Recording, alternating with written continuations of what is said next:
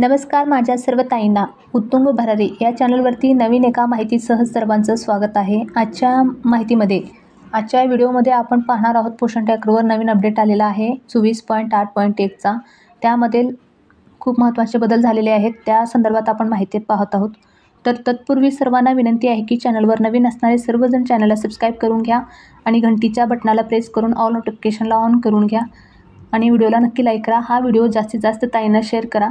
Subscribe करण्याचा मुख्य उद्देश म्हणजे या चॅनलवरती कायम नवीन शासन JR अंगणवाडी संदर्भातली सर्व माहिती, अपडेट्स, परत नवीन सरळ सेवा जाहिरात भरती या सर्व संदर्भातली माहिती तुम्हाला या चॅनलच्या माध्यमातून दिली जाते. तर चॅनलवर नवीन असणारे सर्वांना विनंती आहे की चॅनलला सबस्क्राईब करून घ्या आणि घंटीच्या बटनाला नक्की प्रेस करा. तर पाहूया पुढे व्हिडिओमध्ये काय काय आहे बदल झालेला आहे ते. तर प्रथम सर्वांनी प्ले स्टोर ॲपमध्ये जाऊन पोषण ट्रॅकर ॲप हा अपडेट करून घ्यायचा आहे. अपडेट करून घेतल्यानंतर त्यातील तुम्हाला बदल समजतील. तर त्यातील बदल पाहूया आपण काय आहे ते. पूर्वीच्या जुन्या अपडेटमध्ये होता ज्यावेळेस आपण नोंदणी करत होतो लाभार्थी 0 ते 6 महिने, परत स्तनदामाता किंवा गरोदर माता किंवा 6 महिने ते 3 वर्ष, 3 ते 6 किशोरी नवीन नोंदणी करत असताना नुसत्या आधारावरती नवीन नोंदणी होत होती. पण आता नवीन अपडेटमध्ये तसा नाही आहे. KYC फोटो कॅप्चर हे करणं बंधनकारक केलेलं आहे आणि पाहूयात त्या संदर्भात. तर नवीन नोंदणी या ठिकाणी आपल्याला जायचं आहे अगोदर. तर आपण नवीन नोंदणी करत असताना आता 6 महिने ते 3 वर्षाच्या कॉलमला आपण मॉड्यूलमध्ये आलेले आहोत. तर ते असं जर त्या मॉड्यूलला क्लिक केलं की असं इंटरफेस ओपन होईल. अगोदर आधार कार्ड नंबर, परत मोबाईल नंबर, स्पेलिंग वगैरे सर्व टाकले की त्या आधार कार्डानुसार नोंदणी होत होती. पण आता तसं नाही आहे. आताच्या अपडेटमध्ये असं इंटरफेस ओपन होईल तुम्हाला नवीन नोंदणी करत असताना ते क्लिक केल्यानंतर. तर पहिला सूचना आहे, इथे 5 सूचना दिलेल्या आहेत. त्यातील काय सूचना आहे ते पाहूया. FRS पद्धतीने नवीन नोंदणी कशी करावी या संदर्भात हा व्हिडिओ आहे. तर शेवटपर्यंत पूर्ण पहा. तर आजच्या या नवीन अपडेटमध्ये 24.8.1मध्ये लाभार्थी नोंदणी करत असताना FRS पद्धत कंपल्सरी बंधनकारक करण्यात आलेला आहे. म्हणजे यापूर्वी लाभार्थी नोंदणी करताना फक्त आधार संदर्भात माहिती घ्यायची, पण आता FRS KYC करूनच नोंदणी प्रक्रिया पूर्ण करायची आहे. हा खूप महत्त्वाचा बदल झालेला आहे. तर लाभार्थी नोंदणी मॉड्यूलमध्ये जाऊन इथे क्लिक करून कोणत्या वयोगटातील लाभार्थी नोंदणी करायचा आहे ते निवडून घेऊया. म्हणजे मी 6 महिने ते 3 वर्षाच्या लाभार्थी मॉड्यूलला क्लिक केलेला आहे आणि अशा प्रकारे इंटरफेस ओपन झालेला आहे.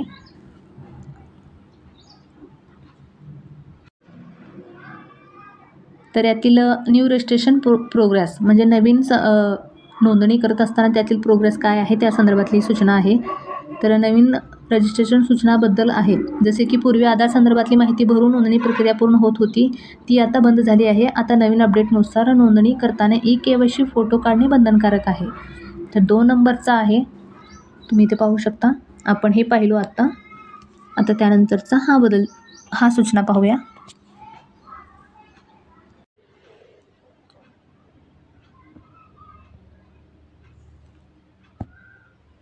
तर 2 नंबरचं बदल सूचना काय आहे पाहूया. तर इथे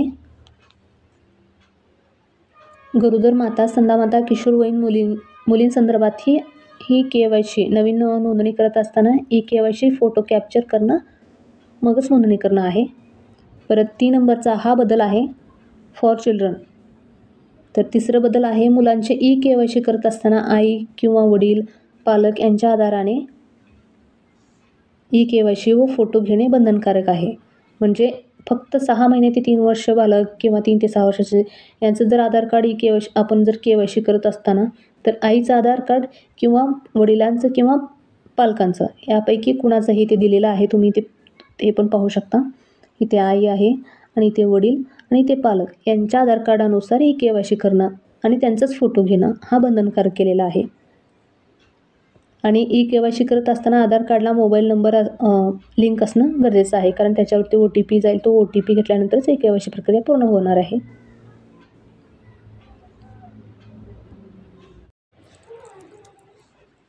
तर आपण हे 4 नंबरची जी सूचना आहे तेही पाहिलेले आहोत की आधार कार्डला नुसार आपण ई-के-वाय-सी करत असताना आधार कार्डला मोबाईल नंबर लिंक असले की तो OTP जाईल आणि तो OTPनुसार आपण ई-के-वाय-सी प्रक्रिया पूर्ण करता येईल.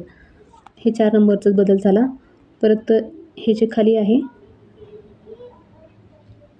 हे 5 नंबरची सूचना पाहूया. तर हे आहे नोंदणी दरम्यान चेहरा कॅप्चर करणारी व्यक्ती, गर्भवती महिला झाली, स्तनपान करणारी माता किंवा किशोरवयीन मुलगी, मुलांच्या बाबतीत म्हणजे आई वडील किंवा पालक प्रत्यक्षात उपस्थित असणं आवश्यक आहे. तर ह्या संदर्भातली सर्व सूचना वाचून झाल्यानंतर तुम्हाला अंडरस्टँड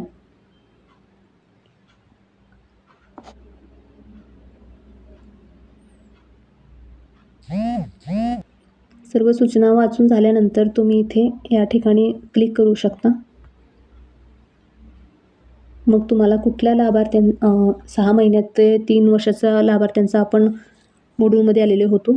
तर आईचं आधार कार्डानुसार ई-के-वाय-सी करत असताना करायचं असेल तर आईच्या या मॉड्यूलला क्लिक करायचा. आईच्या आधार कार्डानुसार जर ई-के-वाय-सी प्रक्रिया पूर्ण करायचं असेल तर आईला इथे निवडायचं मदर्स आधार म्हणून.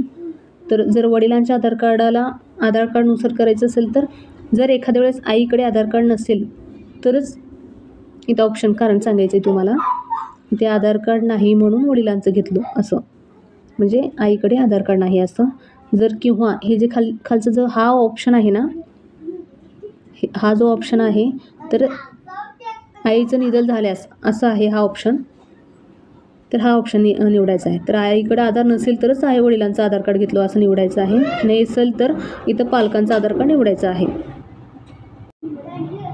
आई किंवा वडिलांचं आधार कार्ड दोघांचाही उपलब्ध नसेल तर पालकांच्या आधार कार्डानुसार ई-के-वाय-सी प्रक्रिया पूर्ण करायचं आहे. तर ही प्रक्रिया जर आपण आईला निवडून पुढे प्रक्रिया केलेला प्रोसेस पूर्ण करूया. आणि इथे या ठिकाणी वरच्या कॉलममध्ये आधार नंबर टाकायचा आहे.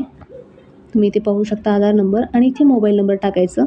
मग प्रक्रिया केली म्हणून इथे खाली क्लिक करायचं. मग तो OTP येईल. OTP सबमिट करायचा आणि के-वाय-सी प्रक्रिया पूर्ण करून घ्यायचा. फोटो आणि ई-के-वाय-सी प्रक्रिया पूर्ण करून घ्यायचा. अशा प्रकारे लाभार्थी नवीन नोंदणी प्रक्रिया पूर्ण होईल. तर अशा प्रकारे ई-के-वाय-सी प्रक्रिया पूर्ण करून ह्या नवीन नोंदणी करत असताना जर काय आणखीन नवीन याच्यामध्ये काय समजलं नसेल तर कमेंट बॉक्समध्ये कमेंट करून नक्की विचारू शकता. आणि चॅनलवर नवीन असताना चॅनलला सबस्क्राईब करून घ्या आणि व्हिडिओला नक्की लाईक करा. तुमच्या एका लाईकने मला उत्साह वाढतो. माझ्या उत्साहासाठी तुमचा लाईक असणे आवश्यक आहे. तर व्हिडिओ पूर्ण पाहिल्याबद्दल सर्वांचं धन्यवाद.